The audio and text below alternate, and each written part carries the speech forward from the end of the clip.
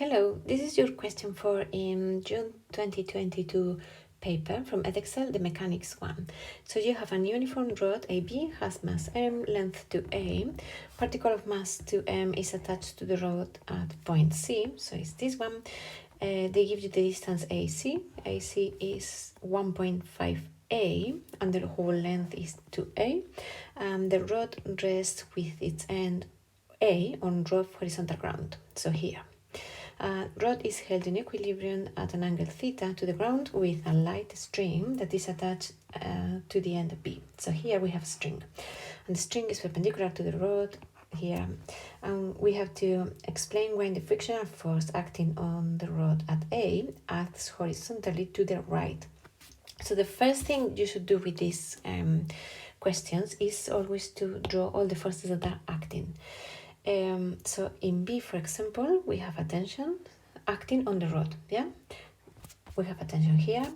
Then they say a mass of 2m is attached at C, so we don't have the weight, which is going to be 2mg. Then the mass of the rod, which is going to be in the middle because the rod is uniform. Remember, when it's uniform, it's just the, we can draw the weight in the midpoint. So this is mg, and then here I have a normal reaction perpendicular to the ground, I'm going to call it R, and a friction. And they are asking us to say why this friction is in this direction, right? So if you see all your forces, I'm going to call it friction. These ones are all vertical. The only one that has an angle is this one. This one will have a component vertical pointing up, but it will have a component pointing left. And the only way of compensate this component pointing left, so the whole thing doesn't move left, is having this friction in that direction. Yeah, so we can say something like that. It's just to compensate the horizontal component of the tension. So we can say, I'm going to do here, is to compensate a horizontal component of the tension.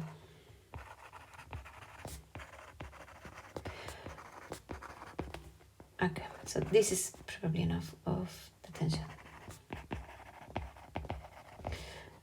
Then B, they say the tension in the string is T. So the T is this expression here.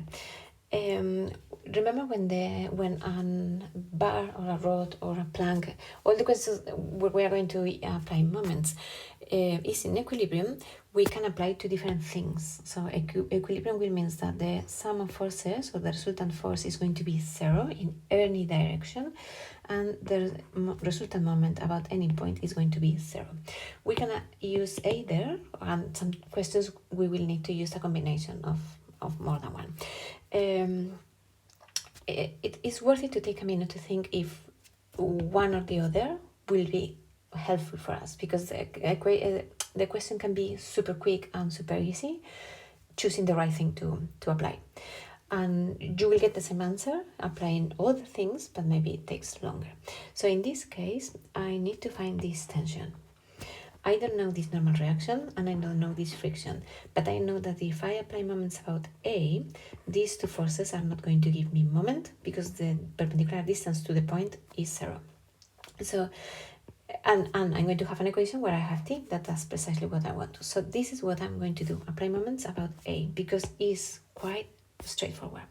So moments about A is going to be 0, which means the clockwise moment, the resultant clockwise moment, is going to be the same the anti-clockwise.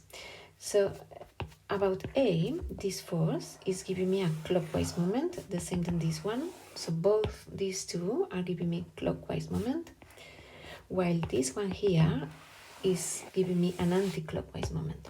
So these two moments together is going to be this moment together.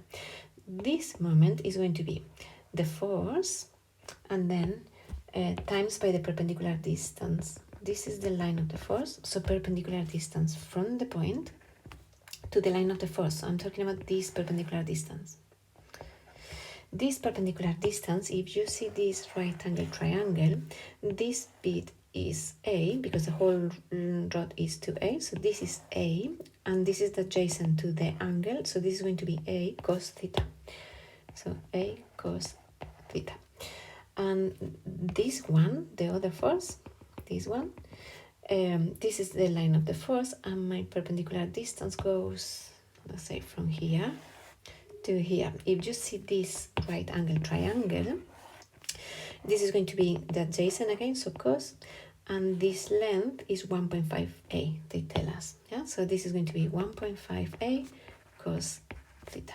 So the clockwise moment is going to be mn, so mg, the first force, times by the perpendicular distance, we say is a cos theta, plus, so this is this moment here, 2mg times this distance, so 2mg times 1.5, 2mg times 1.5a cos theta. This is going to be equal to the anti-clockwise moment, which is the one produced by this one. This is the line of the force. Perpendicular distance from A to the line of the force is going to be the length of the rod, which is 2a. So 2a times t, or t times 2a. So this is going to be tension times distance. We can cancel a, and here you have mg cos plus 3 mg cos. So 4 mg cos, 4 mg cos theta is 2t. Therefore, t is going to be 2 mg cos, which is what we have to prove. Yeah, this thing here. 2 mg cos. And then, given that cos theta is 3/5, show that the magnitude of the vertical force exerted on the ground, by the ground on the rod at A is this one here. So we need to find R. And what we can do now is we could apply moments about any other point, but if we apply moments, for example, about any of these points, we don't know friction, so it's not very helpful for this part of the question. So what we can do is resolve vertically. So I have this force pointing up, these two pointing down, and I have a component of this one pointing up, which is, I'm going to show you this one here. So if I resolve forces for t, this angle is going to be theta.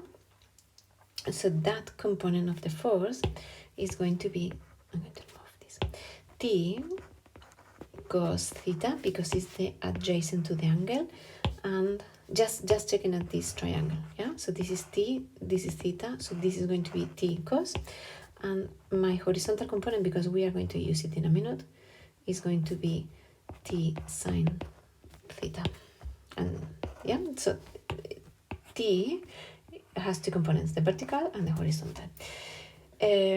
So if I resolve vertically, these two forces pointing up are going to be the same that these two forces pointing down, because it's in equilibrium. So I can say that for C, if I resolve vertically, my two forces pointing up, which is the normal reaction plus that component t cos theta, is going to be mg, which is the weight, plus 2mg, which is the other weight that I have. And they say cos theta is 3/5. So this number here, I'm going to write, well, no, I can do. So R is going to be 3mg minus t cos.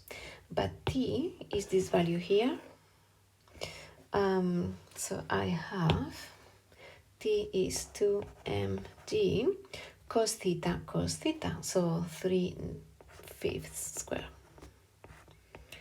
And this is going to be 3mg minus, this is 9 times 2, 18, divided by 25, and this is 57/25 mg, which is what I needed to prove. Yeah, 57/25 mg, this one. And the last bit they ask is the coefficient of friction between the rod and the ground is mu. So this friction that we have here. And so given that the rod is in limiting equilibrium, so that the coefficient of friction is this one. If the rod is in limiting equilibrium, that is going to happen in all your questions, that means that the friction is going to be maximum, so it's going to be mu times normal reaction. So if we want to find mu, we just need to find normal reaction and friction. Normal reaction is the one that we just found, yeah? So we need to find friction. And I'm going to resolve horizontally, which means that this force pointing this way is going to be this one pointing this way. So friction is going to be T sine, because I don't have any other horizontal. So friction is going to be T sine theta. They give us cos theta. So cos theta, and I think it's better, instead of doing cos minus 1 and then sine, if you just use this triangle. So we know that cos theta was 3/5, which means that adjacent is 3, the hypotenuse is 5, which means this one, using Pythagoras, is 4. So sine theta is going to be 4/5. So my friction is going to be the tension, which is this one here. So 2 mg cos theta was 3/5 and sine theta is 4/5. My friction is going to be 24/25 mg, and now I can substitute here, yeah, because I know my friction and I know my normal reaction. So if I substitute there, mu is going to be friction, which is 24/25 mg divided by normal reaction, which is 57/25 mg. I can cancel mg, I can cancel 25, and 24/57, when I simplify, is 8/19. And that's my coefficient of friction, and that's what I have to prove, because they give me the actual number. Yeah, and that's all with this exam question.